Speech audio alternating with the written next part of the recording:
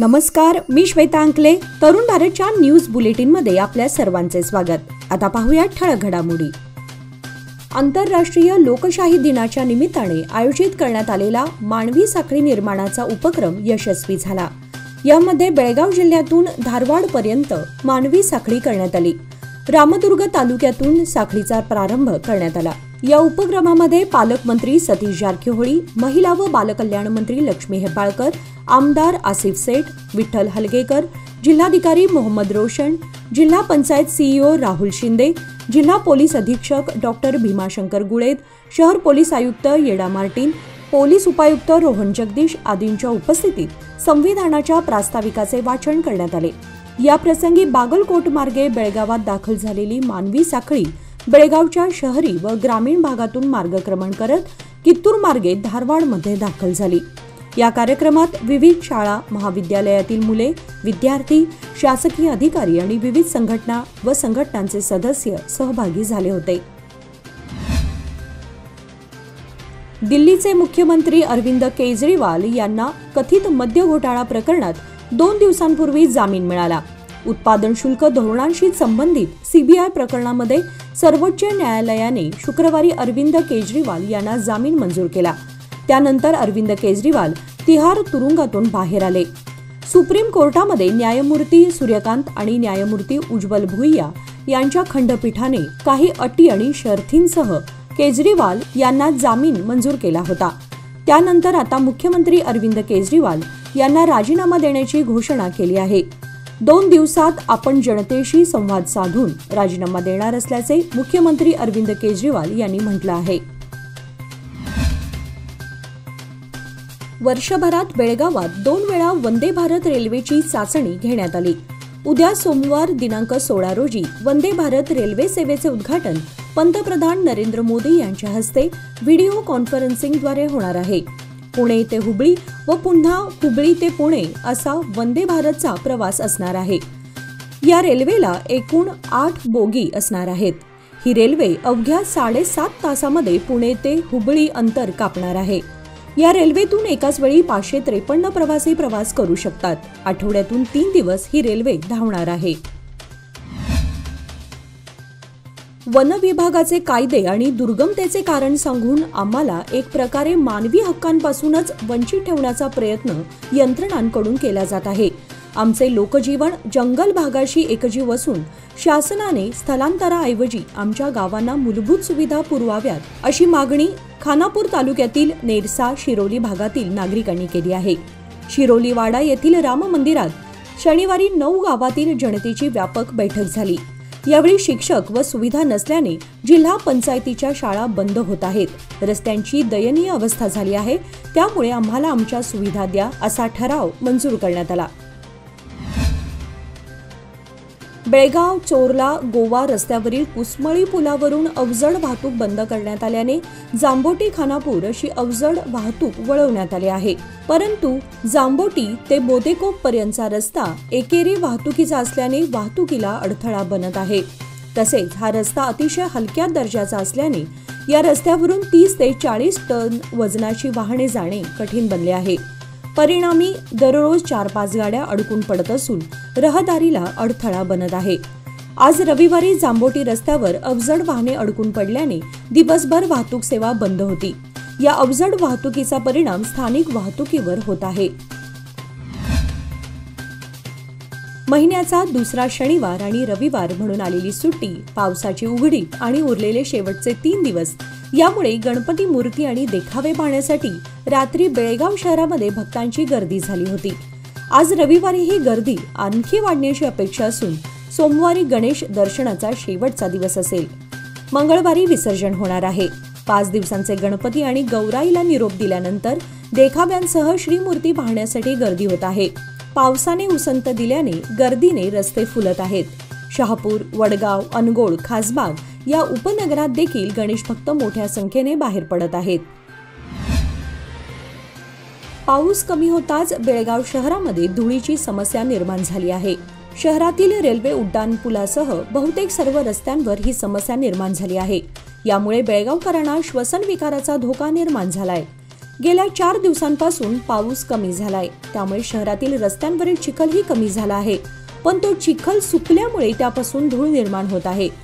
ज्या रस्त्यांवरून अवजड वाहनांची ये-जा जास्त आहेत त्या ठिकाणी धूळ मोठ्या प्रमाणात तयार होत आहे. याचा सर्वाधिक त्रास दुचाकी चालक आणि पादचाऱ्यांना होत आहे. शहरातील मध्यवर्ती भागात असलेल्या कोनवाळ गल्ली येथील सिंहगर्जना सार्वजनिक गणेश मंडळातर्फे गणेश चतुर्थी निमित्त सत्यनारायण पूजा आणि महाप्रसाद वाटपाचा कार्यक्रम पार पडला. गेल्या अनेक दिवसांपासून या कार्यक्रमाची तयारी केली जाते. 2 ठिकाणी मंडप बांधून नागरिकांच्या जेवणाची व्यवस्था करण्यात आली होती. रविवारी आयोजित केलेल्या या कार्यक्रमास गल्लीतील आणि परिसरातील रहिवासी यांनी गणेशाचे दर्शन घेऊन महाप्रसादाचा लाभ घेतला. गल्लीतील प्रतिष्ठित नागरिकांनी गणेशाची पूजा करून महाप्रसादाची सुरुवात झाली. यावेळी मंडळाचे कार्यकर्ते उपस्थित होते.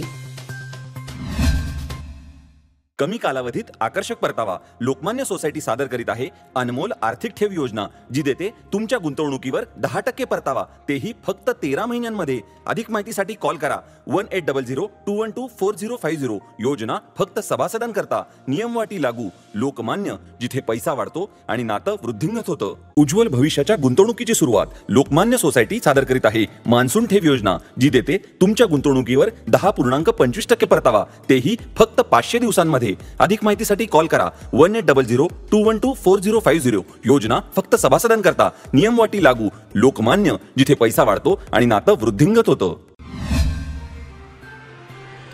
जय किसान भाजी मार्केट संदर्भातील दाव्यामध्ये दिनांक 13 रोजी म्हणणे मांडण्याचा आग्रह एपीएमसी येथील व्यापाऱ्यांनी धरला होता. त्यावरून गुरुवारी दिनांक 12 रोजी महापालिकेत जोरदार वादही झाला होता. पण गुरुवारी या दाव्याची सुनावणी झालीच नाही. वादी आणि प्रतिवादींच्या वकिलांनी एकत्र येऊन या दाव्याची सुनावणी लांबणीवर टाकण्याची मागणी न्यायालयात केली. त्यामुळे सुनावणी आता 25 सप्टेंबर रोजी निश्चित करण्यात आली आहे. त्यामुळे 25 रोजी महापालिकेकडून म्हणणे मांडले जाणार आहे. या घडामोडींमुळे गुरुवारी एपीएमसी येथील व्यापारी आणि महापालिका अधिकाऱ्यांमध्ये झालेला वाद निष्फळ ठरला आहे. जय किसान भाजी मार्केटला महापालिकेने बजावलेल्या नोटीसीला उच्च न्यायालयाच्या धारवाड खंडपीठात आव्हान दिलं आहे. गणेशोत्सवामुळे फळ व्यवसायात तेजी निर्माण झाली आहे. गणेशोत्सवापूर्वी वाढलेले फळांचे दर आता कमी झाले आहेत. यामुळे सामान्य ग्राहकातूनही समाधान व्यक्त होत आहे.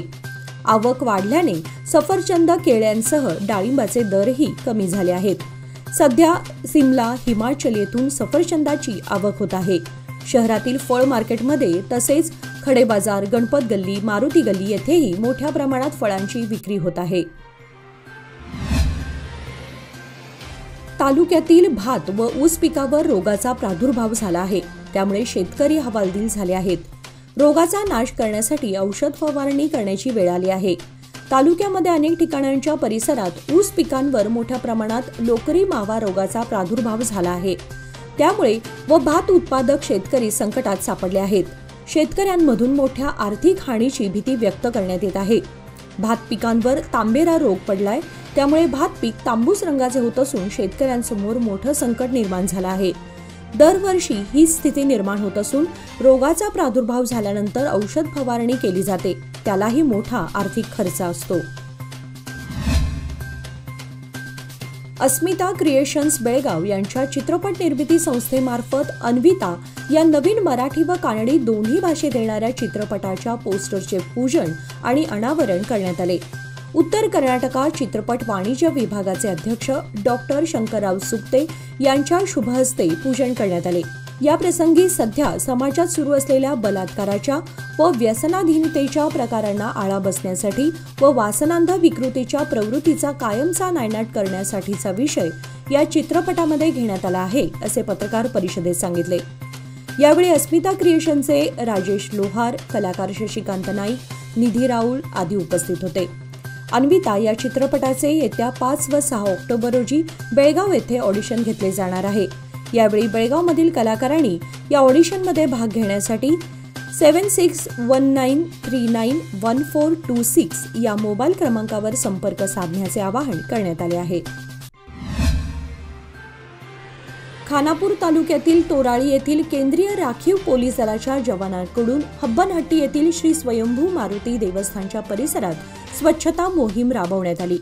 केंद्र सरकारने 1 सप्टेंबर ते 15 सप्टेंबर पर्यंत स्वच्छता पंधरवडा घोषित केला आहे। या माध्यमातून गाव, शाळा, देवस्थान व आपला परिसर स्वच्छ करण्याचे आवाहन करण्यात आले आहे। त्या अनुषंगाने तोराळी येथे केंद्रीय राखीव पोलीस दलाचे कमांडो प्रशिक्षण केंद्रातर्फे देवस्थान व नदी परिसरातील केरकचरा गोळा करून परिसर स्वच्छ करण्यात आला। यावेळी कॅम्पचे assistant commandant Ranjit Singh C V यांच्या नेतृत्वाखाली हा स्तुत्य उपक्रम पार पडला। हुबळी, बेळगाव, पुणे दरम्यान आठवड्यातून 3 दिवस धावणाऱ्या वंदे भारत एक्सप्रेस गाडीचे तिकीट दर प्रसिद्ध करण्यात आले आहेत। याबद्दल लोकांना उत्सुकता होती। अखेर त्याची माहिती जाहीर झाली आहे। बेळगावहून पुण्याला जाणाऱ्या प्रवाशांसाठी ही रेल्वे अतिशय सोयीची ठरणार आहे।